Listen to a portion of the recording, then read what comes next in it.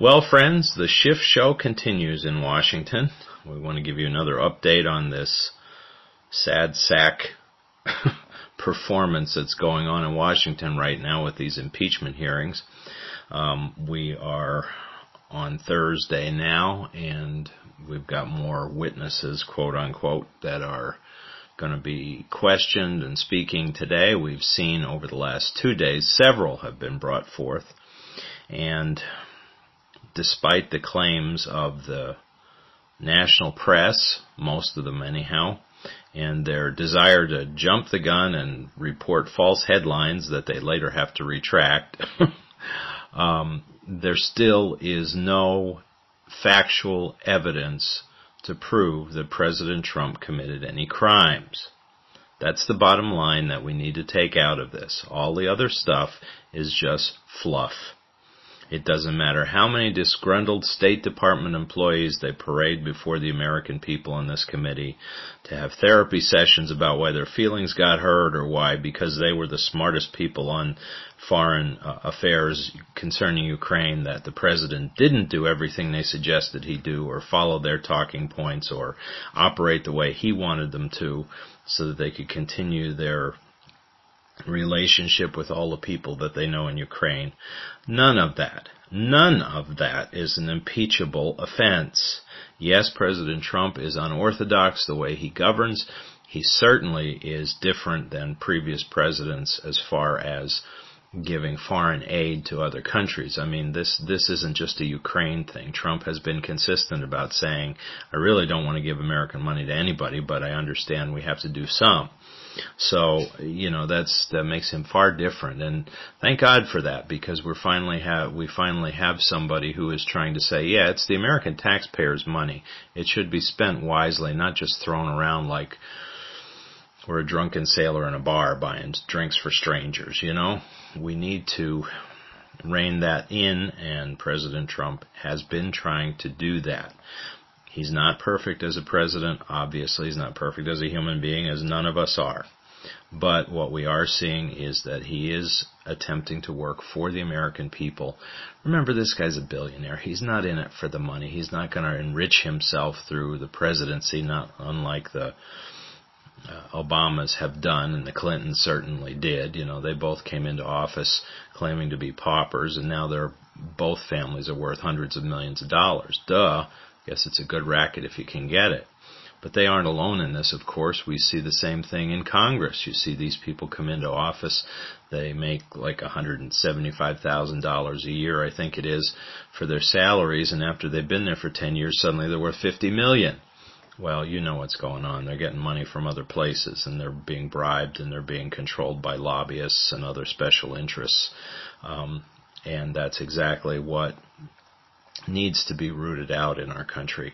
This kind of corruption, these kind of bribes are evil, and they will destroy this nation if we don't get a handle on the deep state. And what we're seeing is that the permanent bureaucracy is rearing its ugly head through these hearings, and that's what you're seeing, griping from all these career bureaucrats that they weren't the ones in charge of our foreign policy, nor should they be. They serve at the pleasure of the president.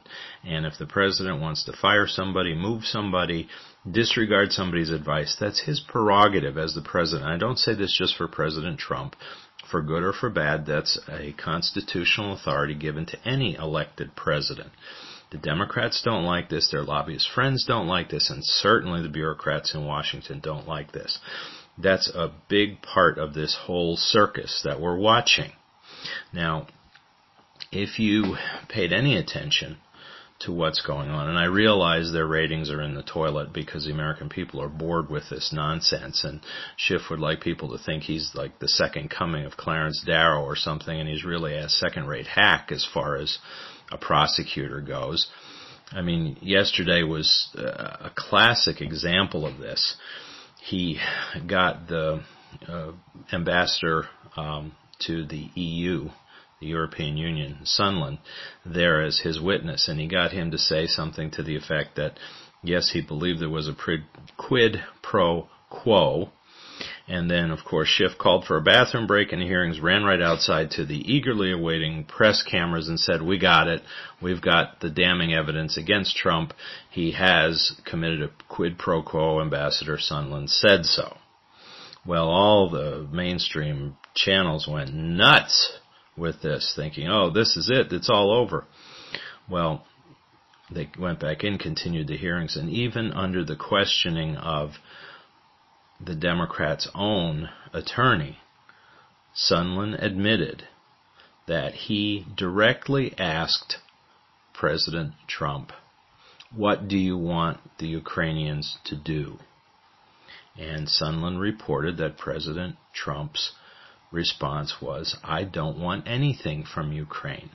I don't want a quid pro quo. I just want the newly elected President Zelensky to do what he promised the people who elected him," and that was to root out corruption.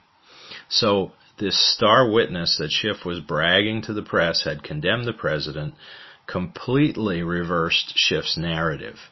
And in fact, in further questioning throughout the course of the day by some of the Republican members of the committee, he repeatedly was asked to say, "No, the president did not want a quid pro quo. No, the president did not want any conditions that Ukraine had to fulfill before the release of like 400 million or something dollars of defense funding was released by the United States." That's been the crux of what the Democrats have been trying to say, and repeatedly Sondland, in a sense, contradicted himself. I mean, he did say, "I presume that there was a quid pro quo," but he had no evidence. And over again, he was forced to admit he had no evidence. In fact, one video I saw was absolutely hilarious. CNN, I guess, was carrying it live, as many channels were. I don't ever watch CNN because I can't stand the loss of more brain cells watching their idiocy. But apparently they were watching it live, and across the bottom of their screen as they run these banners, they had this huge headline that said, "Sondland confirms Trump said yes to quid pro quo." In other words, what Schiff told them at the earlier bathroom break. While that was on the screen, you saw the Republican member of the committee asking him directly about that, and Sondland saying, "No, the president said he did not want a quid pro quo." So right there, a CNN completely contradicted itself between what it was asserting in its banner headline on the bottom and what they were showing the American people the witness was actually saying. This is how stupid this has become. This is how irrational the mainstream press has become to try to get rid of this president. And again, it's because it's Trump, but it's also because it's somebody they don't like. They can't control, somebody who's working for the American people rather than the powers that be.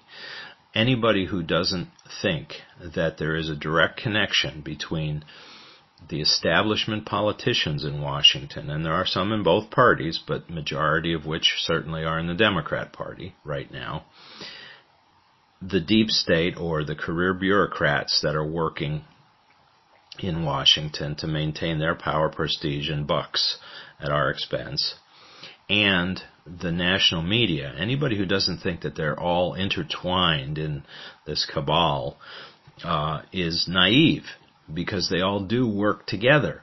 In fact, it was hilarious also yesterday. President Trump, right before he left to go, I think he toured the Apple facility in Austin, Texas yesterday, to promote his trade efforts with China. He mentioned to the press that was standing out outside the White House waiting for him to come out, he said, "Here's what Ambassador Sondland said," and he read the quotes of his testimony to the press. Well, the AP reported initially that Trump contradicts Sondland's statements because they didn't listen and they didn't really research it before they threw it out there online. And the truth of the matter is, once they realized all Trump was doing was reading Sondland's own words, then they had to retract their report because they colored it in a way that was obviously and sadly false. So this is what we're dealing with. This is why we have to find sources of news that we can trust instead of these hack partisans who have their own agenda, and most of which goes against the will of the majority of the American people. What we're seeing in the polls is that this is not hurting Trump. In fact, in some places like the battleground states, his support is increasing. The Republican National Committee is raising tons and tons of money because as people see the way he's being treated, it's making them open their pocketbooks to say, yeah, we got to reelect this guy. He's the only friend we have in Washington. And another thing that's interesting, one of the things that the Republicans have been trying to hammer on is, look, you are refusing to look at the actual corruption that has gone on in Ukraine, and that Trump was rightly concerned that that corruption be rooted out before we start giving money to them. That's only common sense. Anytime American taxpayer dollars are given to another country, we should have every possible confidence and assurance that the money's being well spent, not getting put into the pockets of corrupt bureaucrats in that country. That's only being reasonable. Now, again, he didn't tie that one to the other, but the Republicans have constantly been trying to push for an investigation into the Bidens and their corruption in the Ukraine. And there is compelling evidence to show that while Joe Biden was vice president under Obama and he traveled to Ukraine, he managed to make sure that he got his son Hunter Biden put onto the board of this Burisma Energy company, a very corrupt, jaded company operating in Ukraine. And Biden, of course, Hunter Biden, who had no experience in the energy field or Ukrainian economy, the Ukrainian economy, or really anything else that would qualify him to sit on the board of a major international company, other than the fact that Daddy could get them into the White House to get the president's ear. There was no other reason for them to put him on the board than what they did, and they paid him several $1 million over the course of time, according to what Ukrainian officials are saying. See, what is now happening in Ukraine, that again, the mainstream press is not wanting to report, is that this guy Zelensky is trying to keep his campaign promise. He is trying to root out corruption, and the prosecutors in Ukraine have started to go after Burisma. They raided the home of the chairman, they took his documents, and now it's being reported that they are going to indict Burisma for money laundering and a few other crimes. And they are looking into the connection to the Bidens with this. Now, there's another component to this, again, that the mainstream press doesn't want to talk about, that part of the other corruption that went on with the Trump situation, the fake Russian collusion hoax, and the whole smearing of candidate Trump before the election, and then the spying on President Trump and his people before and after the election, has ties to Ukraine as well. That some of the Clinton operatives were there working to try to dig up dirt or to try to fabricate dirt on Trump to try to get him out of the race or to have him be defeated. And this is a story that's been out there for a number of years. I think was a Politico reported it back in 2017, but it's still going on. And their hands are probably dirty, and we need to get to the bottom of it. Now, there are two other things that are happening here with the impeachment hearings that you need to be aware of. First of all, the Democrats are trying as fast as they can to push forth this impeachment before the Inspector General's report comes out about abuses with the FISA court. The FISA court is a secret court that's used to get warrants to spy on people who are considered major criminals, and to do it in such a way to not tip them off that the government is coming after them. That was the reason for it. But it has to be overseen because they can't operate like secret police like they do in communist countries. Well, it turns out apparently they were acting like secret police like communist countries because they've abused the FISA court in an effort to spy on members of Trump's campaign back in 2016 before the election. They sent phony evidence, and this is people like Comey and Clapper and others who were in the intelligence community, FBI community back then, were using this false evidence drummed up by the Clinton campaign that they took to the judges in the FISA court and said, here's our evidence why we need to have these warrantless wiretaps and so on. And it turns out it was all a fraud. It was a political ploy that the Clinton slime machine was trying to do to get rid of Trump. This report, when it comes out from the Inspector General, could be very damning for the FBI and for the former Justice Department people in the Obama administration. And it has actually led to a secondary investigation by a prosecutor by the name of Durham that has been appointed by Attorney General Barr to look into the criminality of this, and that's happening now too. So these two investigations are coming, and when they are made public, it's going to be very damning, we believe, to the Democrats and the way they've flaunted the law and thought they were above the law and basically took away the constitutional rights of people in the Trump campaign and even him as well. So what the Democrats are trying to do with this impeachment hearing is to try to get ahead of that, to try to blunt it. Now, we did get word today that the Inspector General's report will come out December 9th, and then the hearings will begin in the Senate December 11th. So we'll see what happens with that. When, as far as Durham's investigation, who knows how long that could take. He's obviously going to get his ducks in a row before he starts going after high-level figures. And Attorney General Barr isn't going to rush it. But they're trying to get rid of Trump before all of this can happen.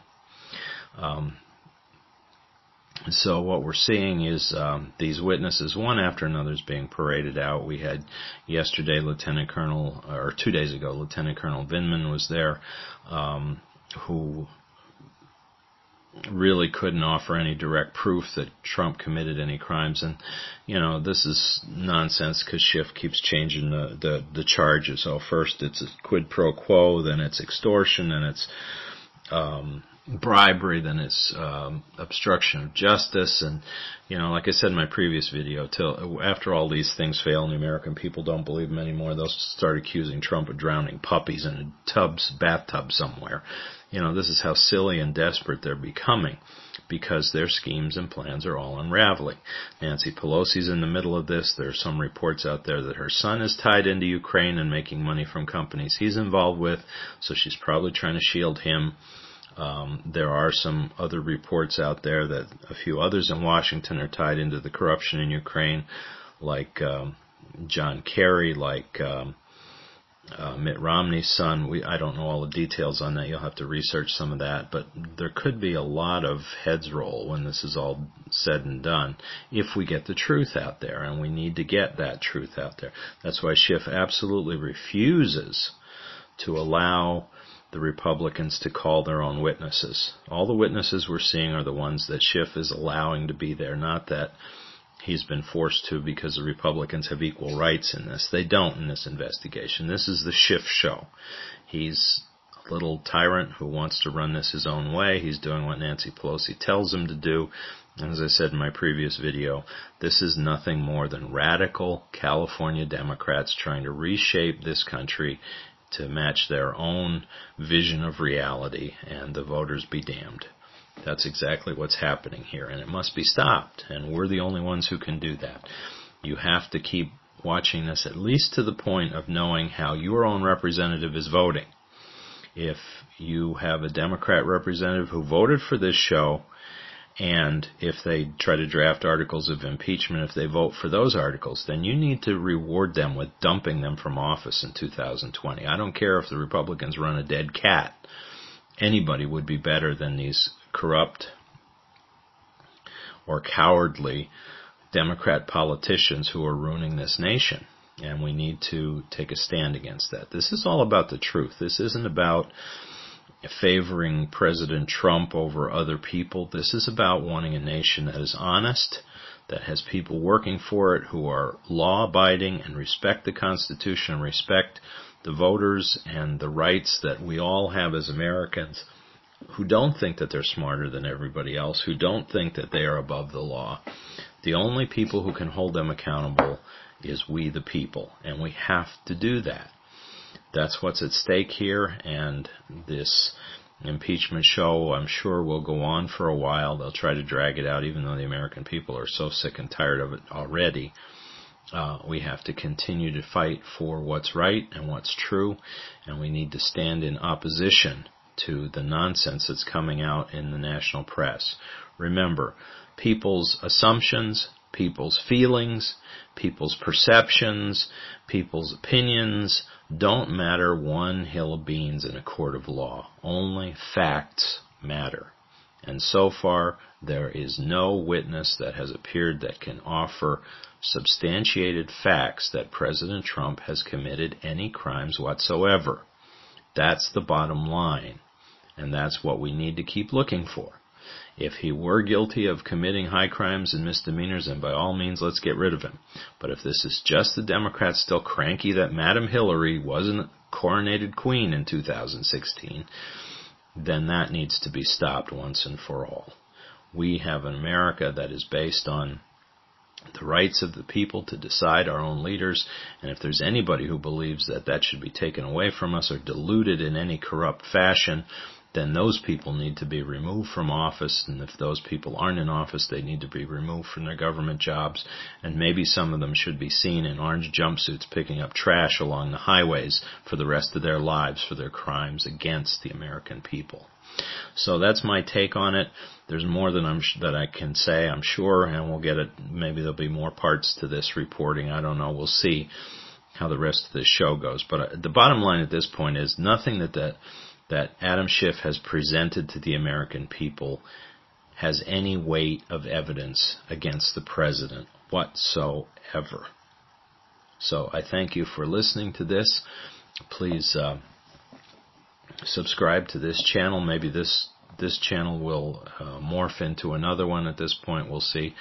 And then also hit the notifications bell if you want to be updated when another video is released.